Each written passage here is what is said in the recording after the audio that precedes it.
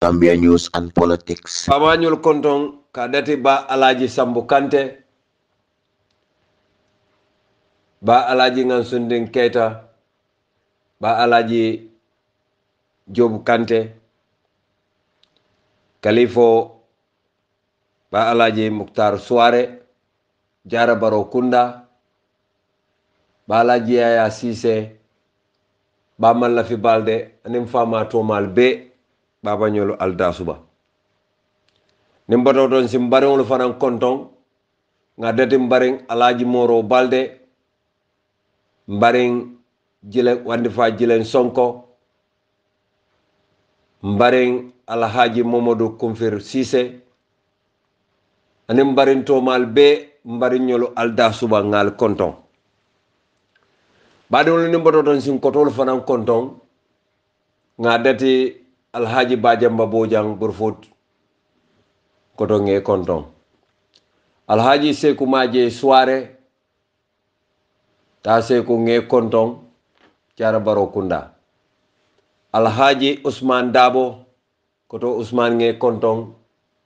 Jara Bureng. Koto Alhaji Dudu Lamin Baro koto nge kontong. Koto Mamadou Baro nge kontong. Koto Jawara Sedikan nge kontong. Koto Falli Mas nge kontong. Koto Omar Keba Mas, United States of America, koto nge kontong. Anen koto to mal be nga menu tofo mamenu tofo, koto nyolo aldasuba ngal kontong. Badingol natale. Koto Adama Baro.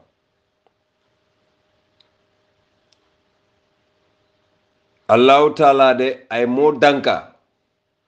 meye setano kuni satara setano belare ngabe sinola. Allah ya halaki. Asa malundi. Nsen hakilo tubake. Gambia. Mote fitino dunino la Gambia ni ko ba dundila je fanang ebe fanne batandila.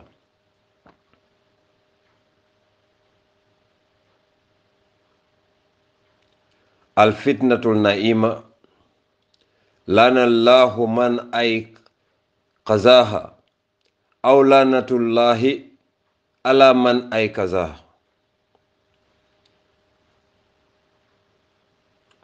Nakumande alinga hakilotu bake yaje President Baro Sembo ning alaya karafema ako ise hakilotu yemira bake wato men neyman Sembo soto sembetela fentela ako wotuma ni ketawo hakilimati kaw miro ta ka Sembo nyen tamande kule salon ko karafa fennem itetante menta mo wala ya karafema ndolu Gambia mbele ko never again asifa kanake koteke ka Sembo wafi sembentangol ma kana soto koteke anon tol ko mum misilmo lelti mislime dingo dun inyanta ila mankuto taala kila la sallallahu alayhi wa sallam nkoto Adama Baro kila Muhammadul Mustafa salawatullah ajaw folol mum makkan kollelti Quraysin kolu ala koye koli ila fi Quraysi ila fihim atol Quraysin kolu ila fihim be Quraysi dingol le fon la reylata sta'in wa sayf men yalon kal kata safaro la tilkando konanin sama falyabudu rabb hadha albayt alinyim bungo mario bato nyim bungo bunjumalem dol ko alkaaba alladhi at'amahum min ju'in wa amanahum min khawf woto atol Gambia dingol alinga alabato alame ya lonko akan kono fandinin konko e muta akan kaw nyelandi ni mindo e muta alkana nyina alala de nko mislime ya dino motante birin alako inna dini indallahi alislam alale tamu dinoti nin lonnalu ye bang iman son nan kawandi lan tolu karam fefe lalu menu ka karam koso ken tolu bakar la domandulu fefe la lenke fay molu kam Gambia News and Politics. kila muhammadul mustafa birabe dun na makka yalo ya abortale nu atata madina abe dun na makka lume wolon sembo bala bake menni ya tora yala molu fa ye balo be baraman ye molu bay ye modolu pempeng ye dolu so tambolla woto makila sembo ma wara makankolu sembo be tolela bar kila be dun na makka wato men na sembo men bala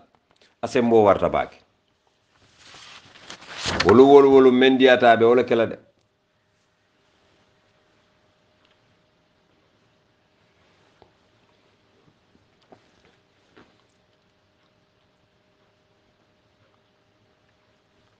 wolon sembo men diyata e asi wala tilinno makankol la bar kila bira dunta makka fatahatul makka ay muna fo makankol ye mata duna anne fayi bakumi mata duna anne fayi bakum atul ya mutante be muna kila tolla ikaye ko akul ikaye ko kayrem budno akul kayrem kayro dorong ite kila mbenge long kayra mola moti kayro dorong Gambia News and Politics. koto adam koto buro tole yabula sembo mu karafa fenet ala dammale tamu sembote aka karafa hadama dingol male aka tebulu adiyata e wato men na buka sarel ime yillama wato men na sa dila asa tebula man sarel bari inana be UDP le madunge hakilo bulande waranto mennu be UDP isawunte ya dolu be nyin case kono len kana nyim memfo katumbe do man dinne satala jerandin na kuoto nta jam fala baki afola police le ko ni bansala fano dun ima luwa long inyanta luwa karana katu itebe luwa do kolla police man sembe o sembe soto kata mono mala korda kono kafo anim molle be meeting wala je police ma sembo soto ka mari arrest ka fa nyanta pamitol soto la wumu fan yalati woto banko la loi hani kilinto ndedade APRC koto de bare alikan drag APRC koto le wati haji koto le bentela e bondi ko hajo le bentela president adam baro mbatu ngi hakilo bulandi jerendin na ko ni memmulun tan nyoyata wala mu february karotil tanin nani 2014 kombo madiana bring to jerem police station la SO ikafaye Hassan Bahum ayunyum polisol la do kulom baliya kamala kata nyapi UDP dingol kam mo tanin nani ay tara korda kono ay arrest ay samba to jerem police station inata dolu tentende kewlu yolu samba bundum police station imanna dawoto de ye samba Brikama magistrate court ye samba kitiola kambe dingol ka tare anyina la de andon Hassan Bahum mo ke dalilu o dalil kamana manke pour yaya jamme ya sute mol kono sa fanam promote wara yaya lonko nyin kan telefa sa ya lon Gambia polisol buka karang Gambia polisol ma intelligent Gambia polisol me la hajo la fangolon fang kusiatiti yalo man ko lon la Gambia woto may ka fo kusiatiti no ñol wol natale man sante mo fulandi kusiatiti ñol fele ifana be tika lay man luwalo walantina naltata koto loyal kal finish koto burombe hakilo murundi la koma domanding wodulato biriye wod UDP mo tanin nano ares mo tanin saba solo sanden nata police station oto ye mobile o jabulu katapu nyapita fanankan e ko katu imallala akanta yamira fwabe maimuna dabo anem bebi sonko nyola molle kumandla ka foy ko wolmanta bundunde wolbe tujerem police station ne ya fananditen inate sika ye samba Brikama Magistrate Court otuma yalon na jojol jama be je kabunya Nigeria le jojo membe odlato magistrate membe je ka fayne doyo m small dago doyo m small dago magistrate doyo m small dago atele be je e ko e charge le e ko on lawful assembly e kafuta nyoma luan tayya koto andon ibe manyame na manyame alon ko asi bankola tenku nen kairo nyintinyano e ko e charge wala e muna Gambia al sabari ye molu men arrest wod lato wala mu lamaronti tala alamane manen kafar kelay falan sonko say mbete moment atele mu UDP CMC chairmanti nyimbe baluri na la nyininka fode gasama ate fanan NPP ngamira be wolta la fanan nyininka adama dari wosuti atele si wonyininka no maymuna dabo Mrs. Sire Sonko ikafme baby Sonko mfano di muso abe UDP Ousmane Dramé Serif Kinte Jere Fati nkoto tala adana kete la chief driver ti fake ba koli honorable tala alama ne manin kafar kala nyim mofulo be Bakari Jiba Wande Fa Kinte Kawsu Jaite Yaya Njai Anil Lamin Njai Gambia News and Politics. Amira fode gasama nyimol men be ngeto fo fode gasama nen Jere Fati amira wolel be national puntum pata Briye Samba Kitiola Police Sub Inspector Sar wole follow lote la kiti lum follow wole lota IGPA Lawyer Bori Esture wole lota Usen Dabo Toyala kanyim mol fasa koto buro Principal Magistrate Doyo anata na menke wala mo yenti ko ay belrodi ni momo nyanta dalas wil keme fula dalas wil tallu le jola Gambia di wala nyante sankala ando amari nyanta keno soto la kombo ma fangola le ana dandawol la ando nyante la ID card present la kiti dulatole anata kiti yo nying ajon kata February karotil muwanni nani 2014 o kiti lungo dutal Gambia News and Politics. Adama Barrow o kiti lungo baba fong ma beta alfa fong baba useno me ya lon ko atele ka fuaro lu kanta atele ka fuaro lu fasa ni ko be sembo wafilema alota magistrate small nyati lengola a diamuta defense kay loi court ay dulal sectional 4 ay polisol farfara magistrate small fonga yaje ko tonya hannil lafta ya ma ko lanta ma ko no la jang akoy ko magistrate small la kuma kawto momo be Gambia ay nyanto sotole membe dunia bela hadama de wala nyanto bunda koto wala mo nyenti ko they should have a right to freedom of association assembly pour ye kafudula killing eni moli badiya ko Gambia diwo Gambia di yo nyanto sotole jere sanyan na case bela banal bul wala nyama malodron magistrate dogo small ye même fo wala mo nyenti ko moman sula pour ka pameto nyini na tarebe mitingo kela warebe bengo kele ifango la private property anda man jaraye sara alkalo la ay police station la SO Hassan Bahum aya doya akaye ko ida bondi political to stop interfering with legitimate political gathering of opposition magistrate dogo small ye wala fo Brikama Magistrate Court Gambia di ngulal katariya nyina la muntuma le fano keta soku da fano keta manyo sute ngoto Adam Barrow fa wala ganyim fode bari yalo nate ci ko do modron asino ta fa kirinti ta fa yolo bondra banda ni Adama ja hakilo bulata kula dron mama kande bari nta futa lawto sañ Gambia News and Politics. Gambia alenga hakilo to bagi ñing station officer tujere na station officer Hassan Bahum amanda woto de birin Mansakunda birin jojo ya apocho woto aya doya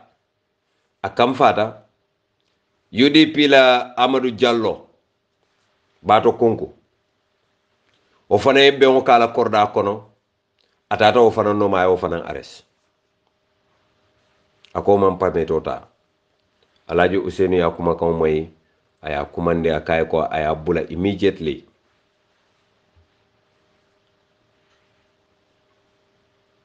Gambia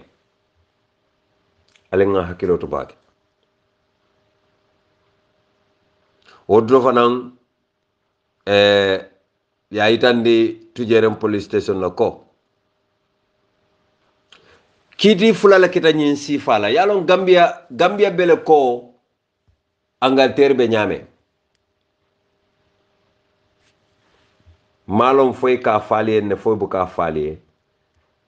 bari Gambia ratio dissidenda wala katama Gambia kiti kotongole luwal menu landi nyin kiti dol fanambe wolel jubele tamala albal fon la time le wes kan dron albal fam malundi kan jerending alabula Gambia News and Politics. Alabula nalma bula malolo be tarla leje koto Adama Barrow ninni boto wodiamo la ni sina dun kacha kono kacha men kumayata bake nga kuleje Gambia ayen sila bake ayen sila ayen sunu fitino ka fero bele landi pour molu damal ngole se nyola bare albetar la alala danka molle kono anin alala malundi dafengol kono nal mal hakilotu alal hakilotu ayna ko be onye ni police station metem mo medo ka ayna la jeri arjan wala ayna isa police ko le Gambia News and Politics. ya jele police ka mole le paten you can see that I'm here. I'm a press officer. Yeah, you saw your press. Yeah, so why should you get me? I'm here. I'm arrested. Yeah, mudale. Iko mel live. Yes, your press. Abena mo bulo kono. Abena mo bulo kono. Aba bulo kono. Aba bulo kono. Yes, president mudale. Iko mel live. Bena mel live. ya jele journalist ole be briefing na odlado de police onata kalipa a video be fele jang kalipa after birana ta lon ko journalist ole mu ala diamo doyandi muna police ole muna ala hakilo soto ale hakilo soto fale man lon ko e kaw mel li paten asikeno sama wasikeno Gambia president otile ndesan Gambia ittaqullaha haysuma kunta Gambia diwol malo munantin nan tolbu ka karanno ko la menu tambita ni aje alaka kila alay kila al moya mol kinan wil keme wil mo anin nani ala hadama diwol kanole mo pour setan kana kontani mbenga do jahannam bari lo nalal nyaabe nyimbelal be derinde nimmen diamuta alla porocho le wuli anen Gambia News and Politics. ngo alaye mo danka meye setano kuni satara be sinol alaye o mari danka bak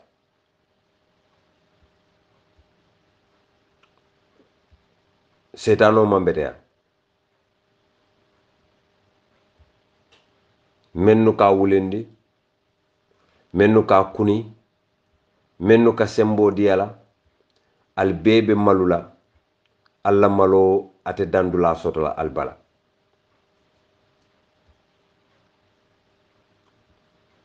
ni aje nga nyim faliye dalilo bembulu men koyta fer ne aje nga nyim fale dalilo be mbulu men koyta pro APRC noto coalition e miton ke jerendi ya amanke luwati nyati nin atara yake bantale bari kake mola private property aman sula permit la aman sula alkali la aman sula police la aman sula fen fenna ali luwa bunya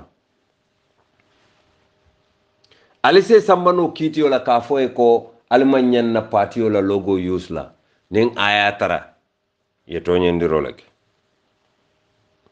kiti bundal beje wala kamma alkakare police olta alkeke joranti politique joranti pour ikatilimbaliya banku dingol la ika doli pa sama wasi maranole police ola ala hakilotu police olu ala hakilotu nalla kebali al bulala al doko di kebal fon la fo e fon le molle ko ben fale ngalon de Gambia bi albe siring al nyaabe nyinna albe deyring al tefem fola nim banko nata na fali komina security reform kela yeta police o men ka mol lipa ya bondi je abadi wuli na nafiki yake ida sun kan dewlu ya foko ha yembade u bayle ya baydo kola andon al nyaabal badi wala de beti nyaro kela de fitino amam bete ya Adama Barrow ngomme men kelet la malo fang memen kele la malo memem fole fang do lu fang lu beje mawul der folo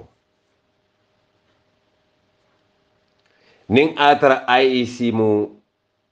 tilindi wolti yemenke NCP la nyanta wala kala APRC la IEC ko ye banko la loi bunda keme muanni warawla leta ka NCP ban kato NCP damal le sonkata barbirin tumanjay ning keba jallo dunta nyola IEC ko tumanjay keba jallo nyol samba court because wo muy tol la internal matter tal na fiki ajube de badi ngambian kol fo NCP ta manke internal matter ti fawol damal badin damal tema aliko aliyolu banle kat wol damal ma nyomoy be nyo sabaka nyaton kayala alkale banko la section 127 le use of the election act bar birin tuma njaay nin ke ba jallo dunta nyola aliko woleta court because womo la private matter ya nafiki ya jede ndeni mel la fite la finna ni mel la finna ya tuje barente belo la to nyaale no ma wala ente ke bamba masti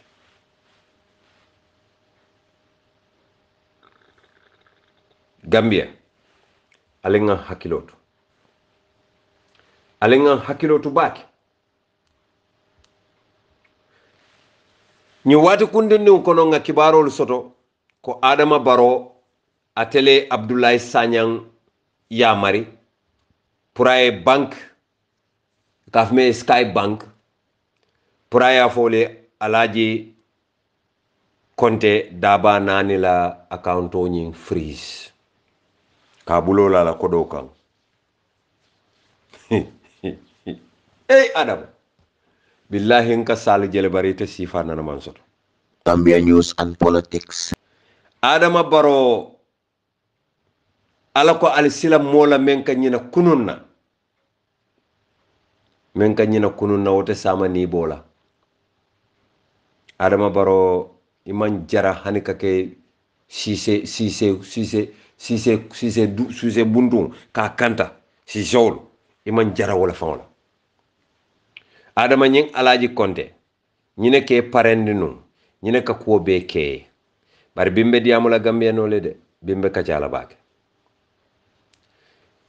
Adama Barrow ni hakilo bakan ifon terima nte fon doma menketa Abubakar Jawrati akaben sambala kijo la hanisa mala court samon jeta we kidolu nati Gambia banko kanne container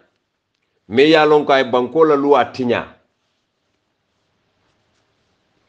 kato ke ay kido men nati kidi wili kilin kidi muwan kidi keme fula kidi taworo nin sawa ay wole dundi nan container kono wo kidi wili kilin kidi keme fula kidi taworo nin sabo kidi tannen sabo be e be mu assault rifle lati sojarol ka kido men use andon ate ko aka kidol menu samanan wol mu demaran lelti pour ka demaran ke danol la demaran police oli assist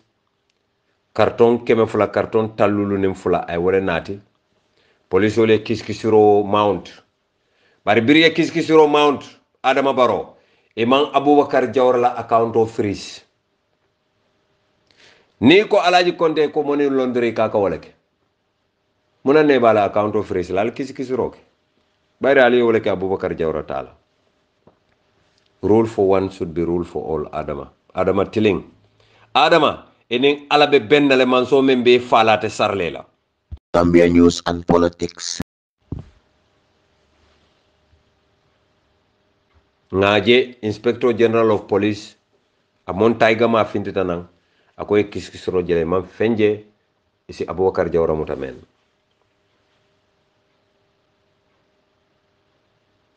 mbenga lon kon na banko la loi pour ka kido import Gambia ka kido ka nati Gambia ka wafi wobe loi men koto wolemo Importation of Guns and Ammunition Regulation, Arms and Ammunitions Act, Meya Lonko Act number 14/1924. Tonyale mu ya Jamale Falinje Act number 12 of 2008 cap 2101. Revised Law of the Gambia 2009. Bankolo luwa bukolto Adama Barrow afola police ole luwa karang. Wallahi nte njahali tabake because IGP ay luwa lon ne aka tawle doro. Nte malo munantin na police olu kalafi mansaye sute. Nte malo ma dalilolo. Because ntola jantu babu du jang. Hani prime minister. Abuka feya police olu. Ngoni yela do ko lo molle ke bunya. Wallahi hani mu talibo le fonte hanna tare mu stasolati yela do ko long molle ke bunya ala le ka dum mol sonno mo ko ne ke bunya dia kuya bar ni kawye ya tay mela do ko no banku to dinu le ke doya Adama il faut le ke fan doya mo bu ke doya kato ala la nafo ayo do kuntole etenda ko mo moylat because ka fo ne bamba mal la fila bari simmalu yemmalu Adama blumina alungota bayla al yawmu bil yawm te kuma moylat bari al yawmu bil yawm alaji konte la account jannem 48 hours ay abula ida bondi je memem fola Gambia dingul be momo mu kombo dingoti andu bota Gambia banko le kan waray bota kombo le waray bota bolon le kono imu do ba dingolati alinga kafunga alaji fasa. Gambia News and Politics. Momo bota kombo east central kombo central yundum sane mentereng kombo south kombo be alimbe nga kafu nga alaji konde fasa. Dalilo bembulu men ko ita fer du sano anen se kumbalo ni lokun tambila ebe base URR iko munantinna Usenu Dabo nata odlata mitu keje URR ko ka fasa iko be dingo faila Adama Barrow membota URR ngo ni wolem woto kombo nkolu alifane ye alaji konte fasa alla kombo dingolem ale Adama Barrow la carte on ale Canada wota ntolu bu Gambia dingol men be mu do ba dingolti momo la account be former Sky Bank Bloom Bank Africa alem be ngata nganna ko do withdraw je nga samba banki doto kiliano le ka banki samba banki fente bulu mol la ko do men je ka business o ke wala ni nganta bondi je banki be boyla pitim ngaitande Adama la ko sembo be bulu bar sembo men mentol bulu ko ta te bulu ngamem fale ngalo ne de nali yali nya kasi du sano nyoli ma nyamenke alko atul yali nya kasi walale al sonda nafikin dingul mesen porti wol men be kombo ma fawla men yalon ko wol ma fello namanke fankun kilin nafati al sonda ali yela moy wala kumola alaji kontele tamu biti bar même tabe kala sama malon adama bet nyamat kanede adama nyabe makane to nya billahi nyabe makane man tara jaxano ko tole mbara nyabe makane mbadi ngamme gol nal hakilo bakam faraba bandang bire fondin ke wala bunki dole ye fa adama baro nata faraba ako nga yamf ako nga yamf Gambia News and Politics. Mbota don dana sanyang ye fondin ke o fa tilimbali ya kono e ko ba ko investigate le ma investigate sanyang dingol wulita e kam fata e fawon la bungo amanke man sakunda la lode wo police station o membe sanyang na community fawole wo police station o lo ila bungo la muy nata sika ya di police o la ya ke police station e kam fata e wala jani adama baro instead of pour kaje ko menye wo sanyang dingo fay loi laje itata police ol tata ta ñu sanyam fondinke o bele tata be samba kitio ka be arrest ka be sambari may amanda woto de Gambia dingolo muna ali alal nyaayele ali bo feala ñim Bloom Bank me ka fay ko Bloom Bank Africa même mo Sky Bank te alim be nga si nga alaji konte fasa drug dealer sol nata Gambia itarta Gambia mo bele nyaaya long ko drug container tono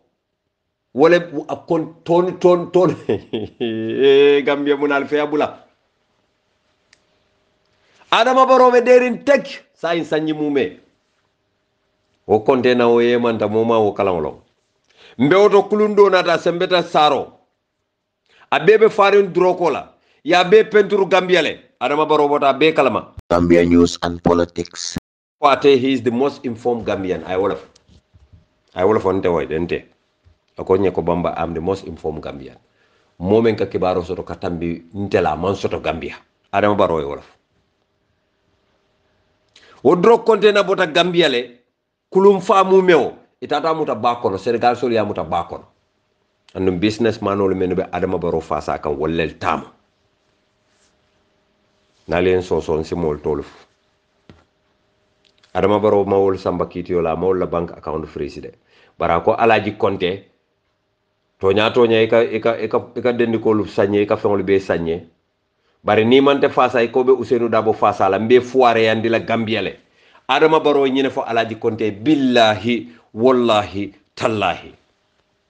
akaye ko mbe foire yandi la Gambiale Allahu akbar ko mon ko lal tulo be nyina la de alaji konte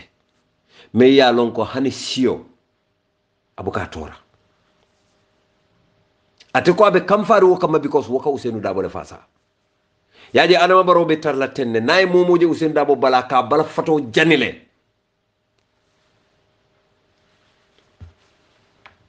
alenga kafunga alaji fasa gamen ko lon gamen fale ngalon de adam baro mo tilim bal balete adama baro la ñin jamfa ayadat junale ñu manke bi kuti altenna kumo moy la de alila moy Ibrahima Solo Sandenna tala aka kuma kawol men fo alila moy ala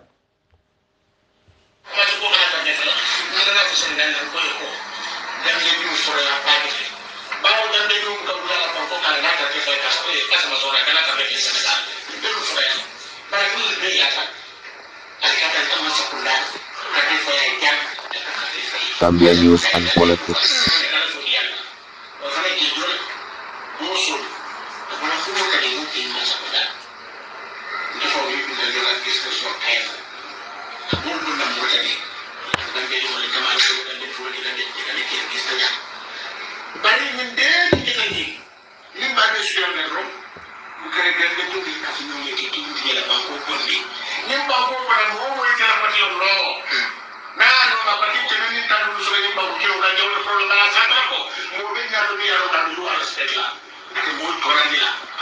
Gambia News and Politics. Allahu Akbar. You know Ibrahima Solo Sandenti. Mbe video nyin jube kan fo nya fata nya jiola. Fa ke ba ko libe siri nga dala.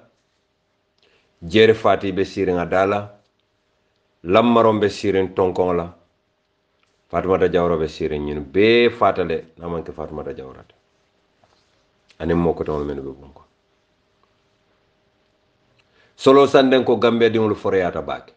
Adama. Akoy nana buka Gambia di jaay funti akakata bantala banko le kan akata carte wala fay Senegal wara Mali Afrika kono. Foreyata baake. Ako bari isita isi bantala banko molu jo yenay na carte o fay ndo la banko kan. Purito la kunkile nafa kama. Ako mbenga kafunga yaya jamme bondi. Ni nga botala momo si fansum patiolo hannim pati kemele be sotla Gambia solo ak kamera ko ay nying ay kamera woli dia molamu biya fele pati jelle sotota Gambia birate ya niyo wafi Adama Barrow be sirin solo sande yelo le kan afalata kilon Adama afalata tafakkarun ya Adama Barrow wallahi nin ala be bennale subhanahu wa ta'ala ate bayila inin ala be benna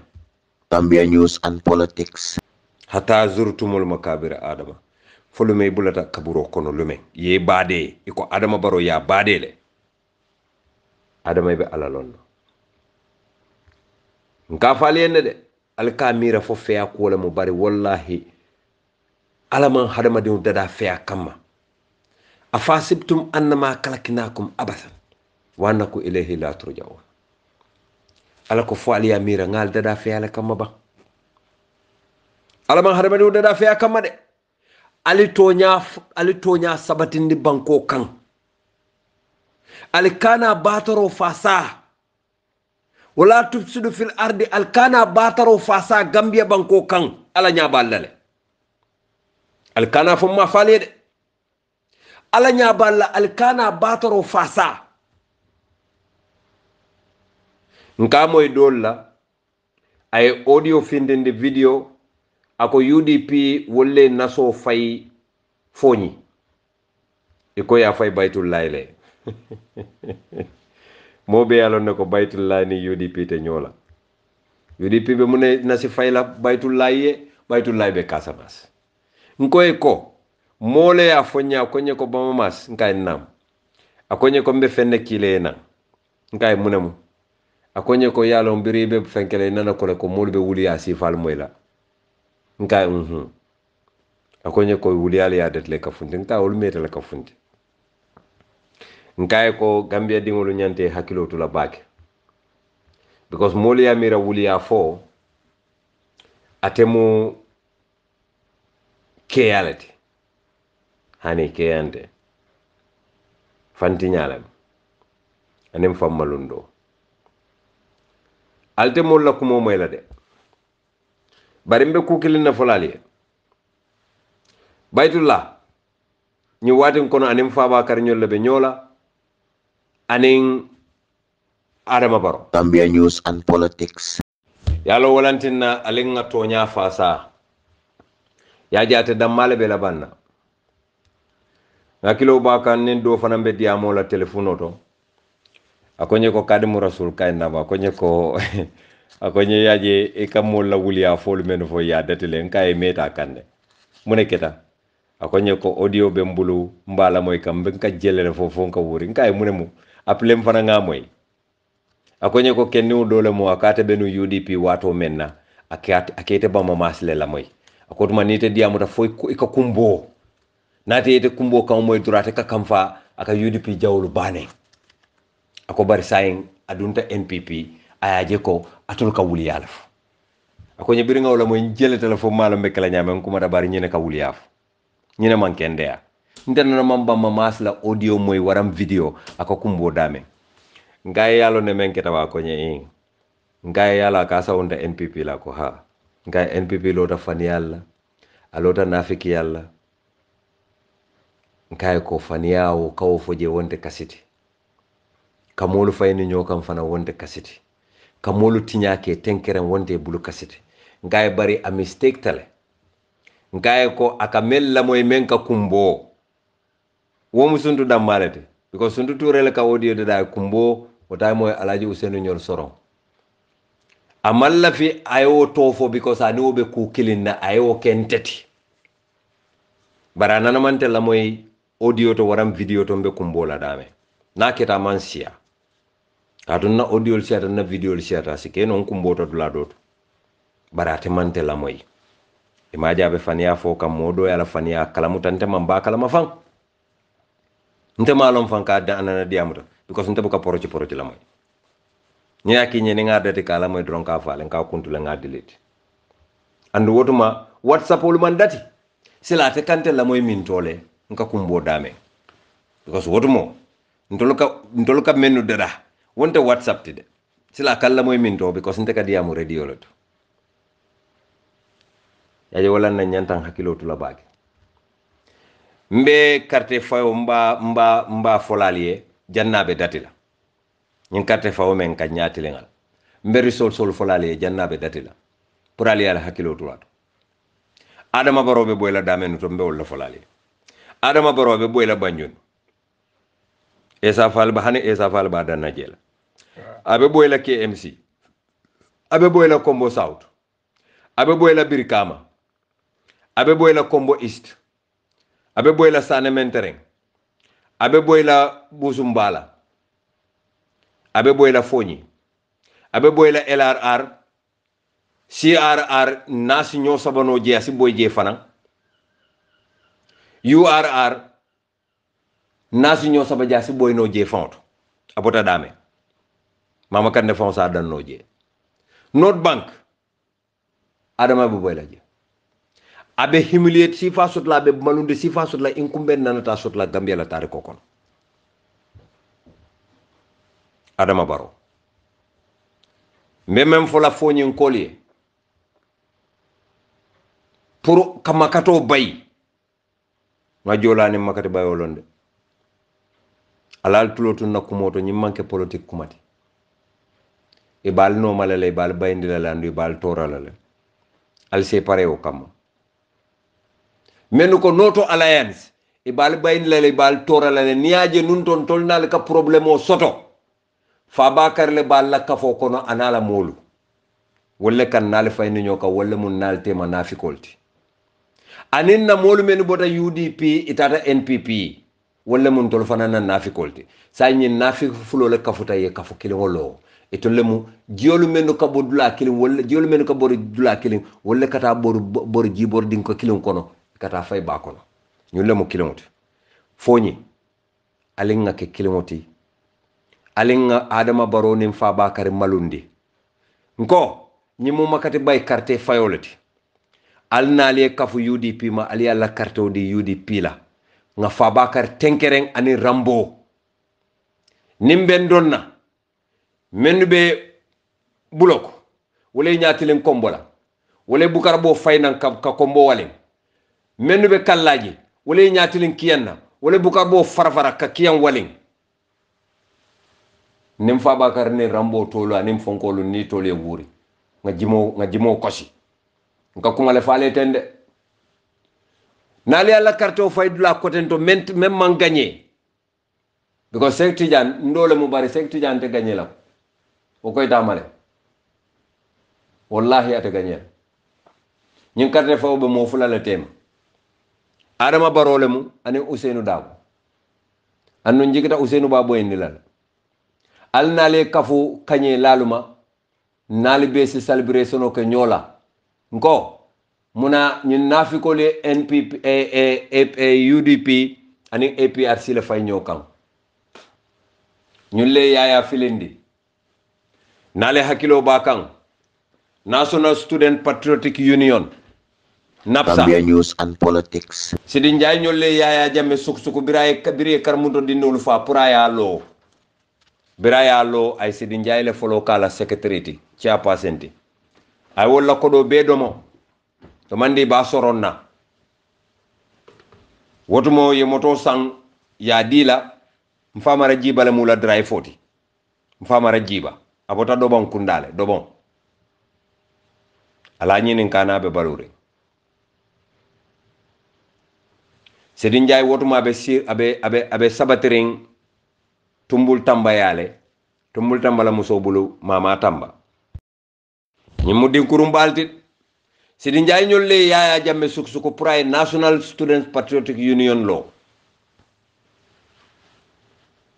napsa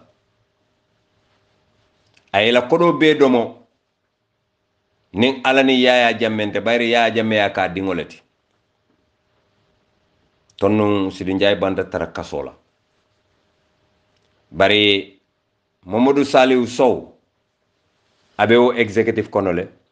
Dennis T. Gomez beo executive konole Mansata Kora beo executive konole Musa Conte beo executive konole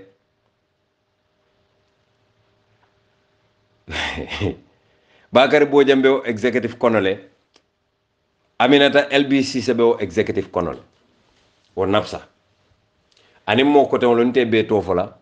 barali wol nyininka iba fola le ne fokadi mo rasul kamem fa ya lon ne fama no badi ngambian ko alinga hakilotu adama baro mo fitinan tongol tabe fitina bondol la yalo ya suksukule to lew buka nyame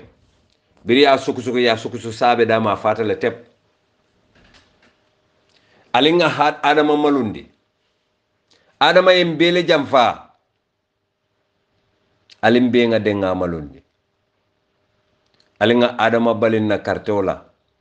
fonyin kolo alala karto sika aliadi alaji usenu la nga fabakar malundi anala molu ye malundo menke yayala alim fana nga okala wallahi ndede APRC de bari fabakar woye yaya tonyem bakele anala molu Yaya Jammeh kodo men tumbare mbulu yankuba koli dollar wili jama Fabakar wayalon ne ko yankuba maw kodo diala ñu ayo kata ñu konole ay soto jifanga Allahu la ilaha illallah innal insana li rabbih lakanud wa innahu ala zalika lasahid wa innahu li hubbil khairu lasadid afala yalam ijabu sirma fil qubur wa husila ma fi sudur inna rabbahum bihi yawma jalla Gambia News and Politics. hada madingo wotuma Yaya Jammeh ka Aissatou Jifanga londi la ay tiko melle aya fo kombo musola alni nyelo ngal jube ha bari bi iko wollel ka Yaya Jammeh fo ñu ko laal balte aussi la do ku bale bul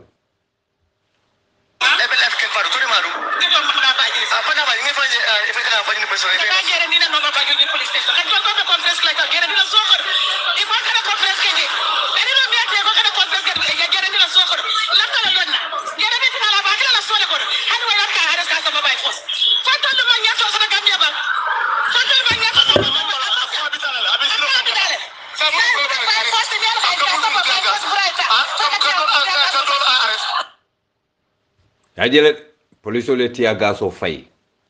inyapeta dolu kaye arrest yalon nal tata tubabdu alenyi toxic gasol sang alcool ke taste hadama dingol lella bayale sa wolle kama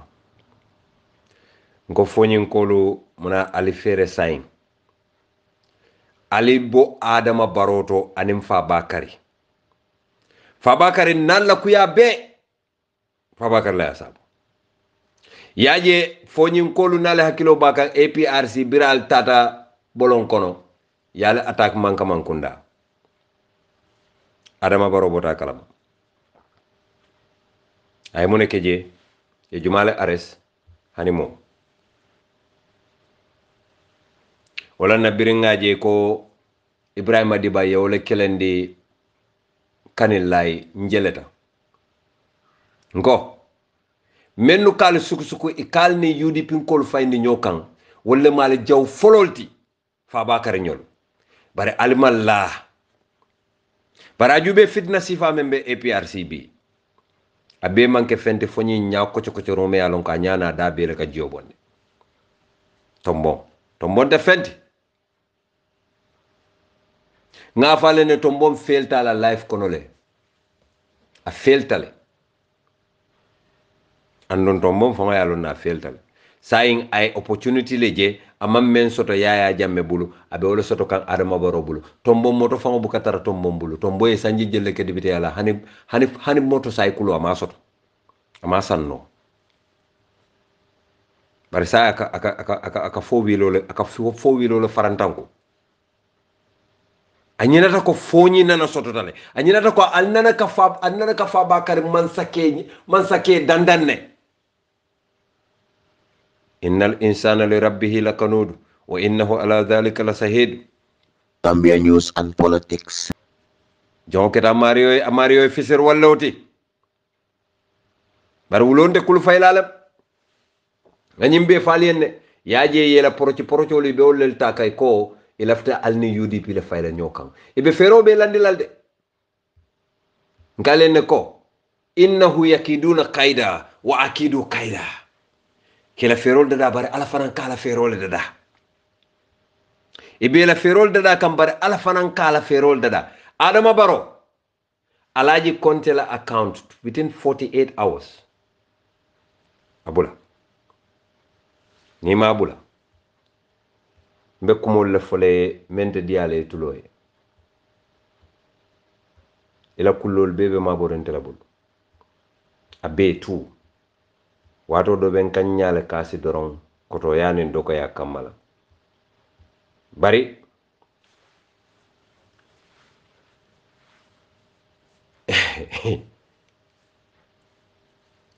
laptop pour kay ñinin ka fendol la dal bari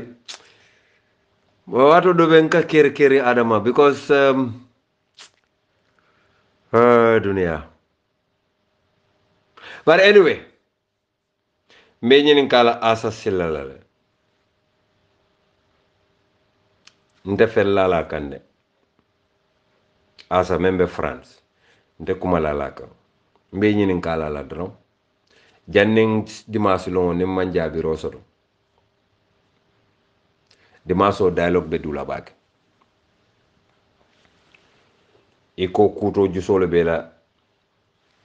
bare Adama ntanga fo ne alkal konte fen kakaya nga bele long everything ñaje alkal yala dimbal to America alwen diamond ko ton dum be diamulal bari lafta Gambia di wole men understand Adama Barrow man kutoto wala mi ñinte Adama Barrow e UDP jam fa junale kabirin 2016 Adama Barrow UDP jam fa na next audio mba be folali mbe programme o kumfala woleto bari lafta le nga ñi musu la audio play aliye la moy alaji konte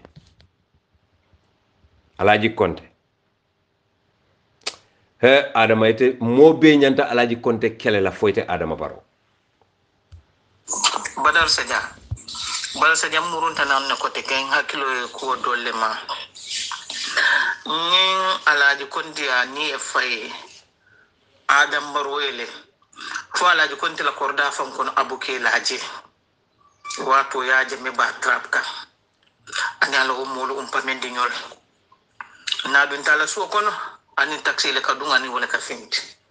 iba trap ka ala man baraka ka ya de mela koto de amman baraka ka na de ñol la koto obe atani Adama Barrow woto ala alla ni ku ya ala kanya wo ala konte lu Adama Barrow ye aya bulandi moli kono aya ke moti a bondi imaji silam bidin abilakati kan ala tole ya be finti da mol be yaji kan to alaji le nyinke moti Gambia news and politics. ale ñi moy la de alaji konte lota Adama e bake alota e bakele bari ate hadume ri ñamen alaji ko de ko men be kaye yaji adama baro ni president ya mire la ko la kirata soto la akaka alaji konte la kele wala abulandi mol kon mom ya lon ko ka mol medical bill jo 100 plus 1000 200 plus 1000 oto ala ta tulna wala de ndo ala to wala ko do yala ala to wala ko fi yala ay mone ma lon ay mimma amanyen na small bit to ma bare ay on ko la amanyen na ko ma ama kamul ma bar sanne aya mo amul ma bari ala te barakatu na ko ala malin sawlo ala kila hormot ala ma ila jamfalu ala ma ala ya betinya amin amin amin amin amin amin adama baro lafta pour niye kacha domanding ku dantanna me yalon ko lafta pour ke hakilo bulandala yaje ngamoy le diamuta ko Fabakary ñol natale ko Gambia News and Politics. UDP be jam falale bara adama ye UDP jam fa junale 2017 nafte hakilo bulandila wati dantanne la wotu may be fajara Kalilu Wage anata fajara ibe santo abe siring salibat briefcase ole babulu briefcase balemu abe farin dolal la barin kanyen kuma kawo men fo wallahi billahi tallahi azim ne ifanan ben soso la ifanan se kali nga dunotu alabul nganyim men fo nim faniyalemu wallahi ko layata nyame billahi ko layata nyame tallahi ko layata nyame nallahi ko layata nyame man tara faniyala andon alla mun sedoti anala kila sallallahu alaihi wasallam musa fati nyolu ila chief koko ebe bori ne ba fula ko big man o natal tale da samo dadai Kalilu Wage be sirin salot briefcase o babula bebe farin dola la adama briefcase o yele kodi choroso dola inabe sirin salot adama wo bring ay Kalilu Wage o briefcase o dila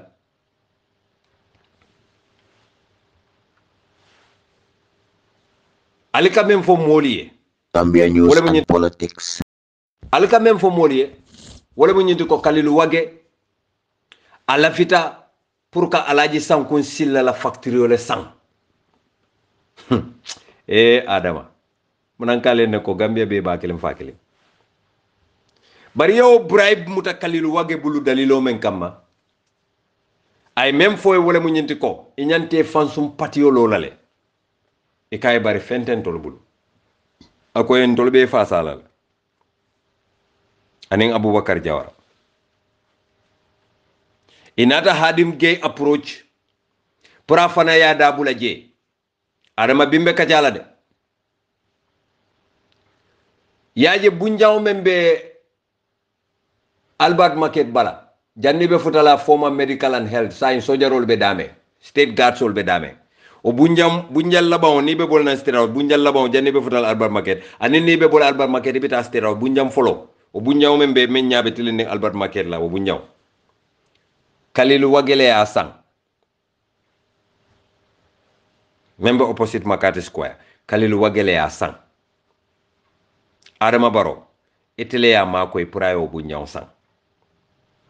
ye kodo men soto je dialogue with the president Mbaka Jalal kato membe be kunna siata baki nen kombe o story dati la jang ntabannola bari Adama Barrow nga fo ne ntenga membe lo ntabe fonola mfon la karande ngo first lady mba fo lay ko aliye UDP jam fa junale mbe hakilo bulandila first lady le kera mo foloti meye convince pour que sondi Kalilu Wage la advice la pour ye fansum patiolo ye UDP jamfa force lady Fatou Baro mbe hakilo bulande lungola Adama Baro lunne sotota State House iko Adama Baro la sanji kilingo nkana wala jura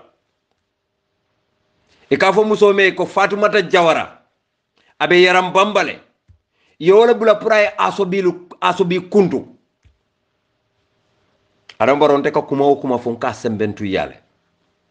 wallahi billahi tallahi nte fan yale Gambia News and Politics walantinna ali ndela ko kal jahalle anda be tulal jahalla tenne Adama ndamu nyepe tolti ya jamme fon en tola won wala na ko hanim fura wasula tamal because yaya tonya nte buka support andum buke fanan support barite mun ko tolti special koto walantina ko dol be jenka jenke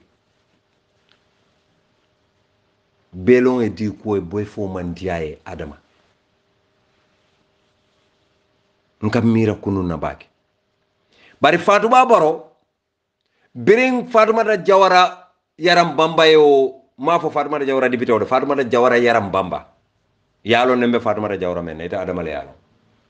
birayo bayolu nati ayo asobil nati moliyel kuntu ye kara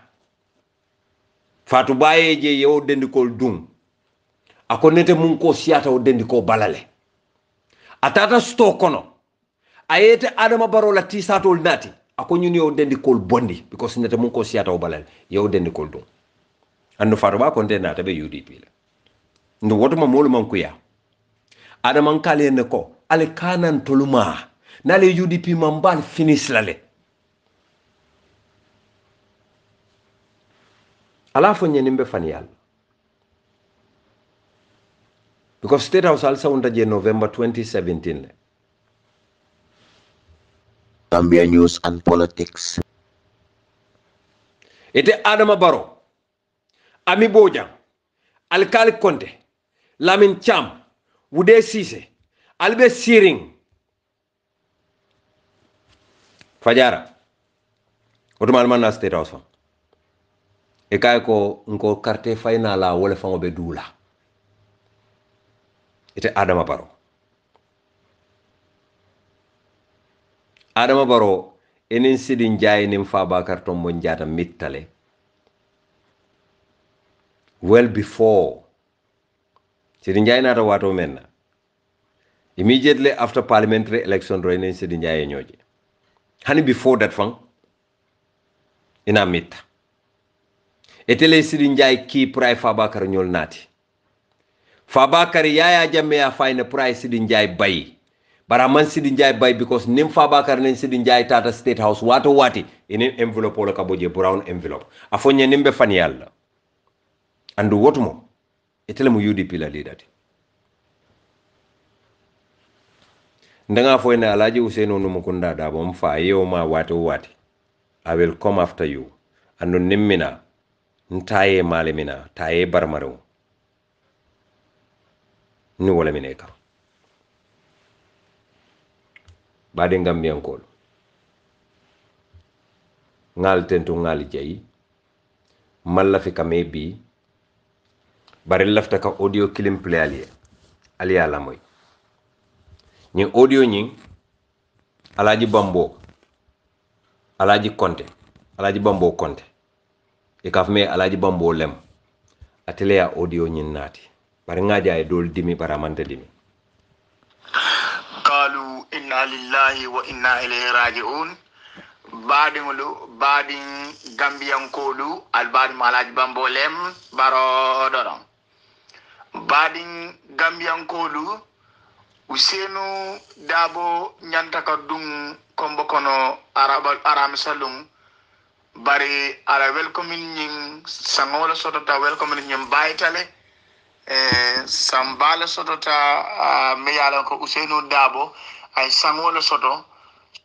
Gambia News and Politics alila moy nyin dindi wala ko kuma kaw men fo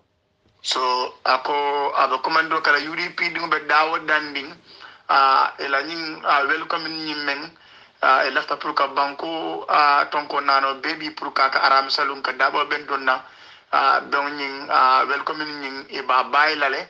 Useni benala abe dunna bare amal lafi pour moyta bentung oto UDP ding be daw danding albisa kalam taw nyama ko sangora sotata sango mi alan ko dabola sangolam ala ni ku ya balem so I welcome ni ya cancel al sa kalam taw nyama tala alma alayam flama alma dunna malaka hinan tolbul alman tana ta jam fala nyola alama alata ko la kairotu nambalwo kono abitala da men fana alma ay kairo tara nyato so dabole bendundiro nyin abaytale ala la nyinin ta walla ala bara ale nyim moyle de ñaani dingole kanyim fote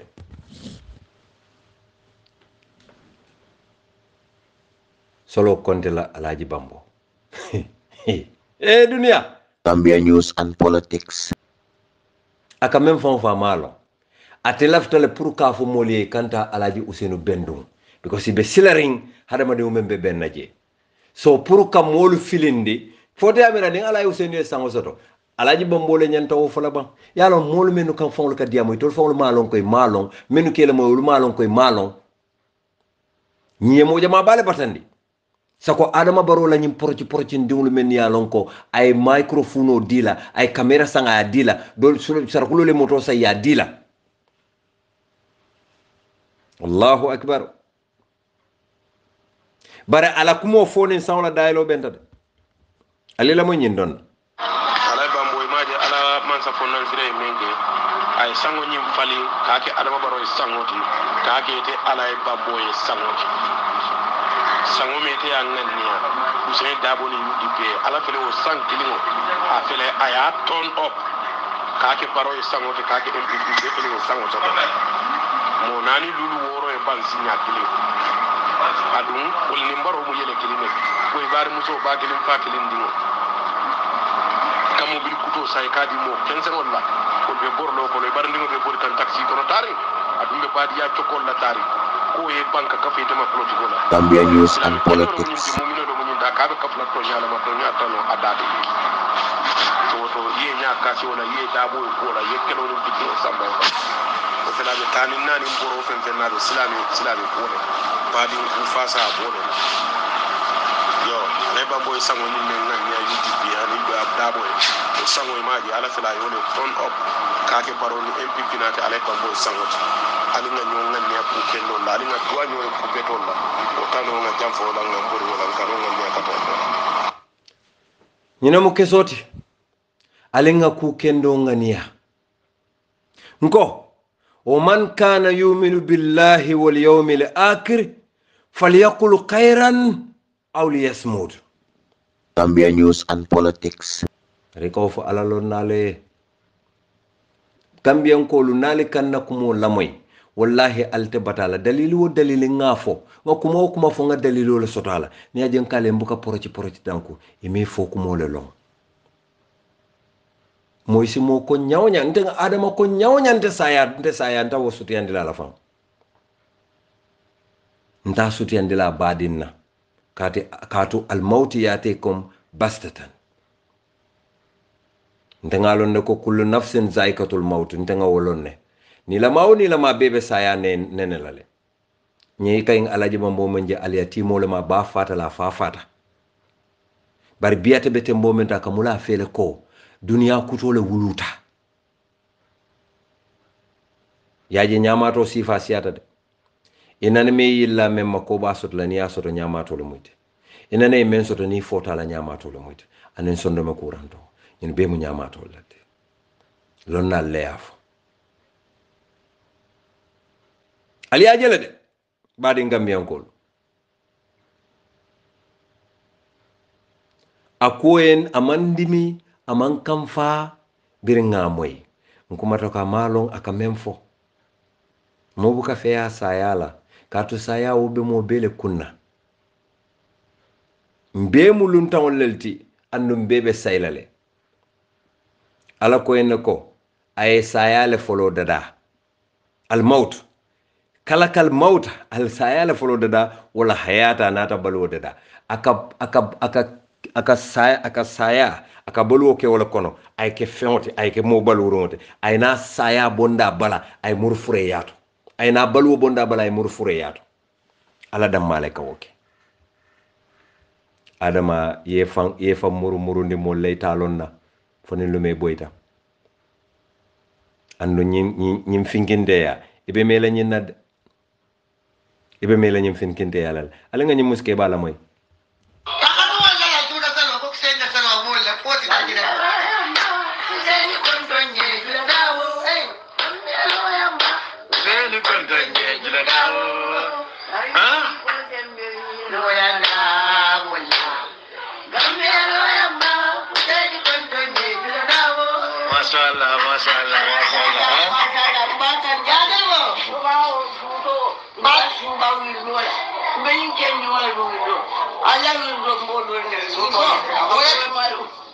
Allahu akbar ale muske ba jele muske ba sanje tan saynen feng usen la ko kontano doro baadi wala be bunda soro na le janne alama ale kayro ke Gambia momo lafta setano dundi la Gambia alama man satallaye malundi jallango ala subhanahu wa ta'ala ala baraka al baadi malamo bamba serigne mas kadimu rasul assalamu alaikum Gambia News and Politics.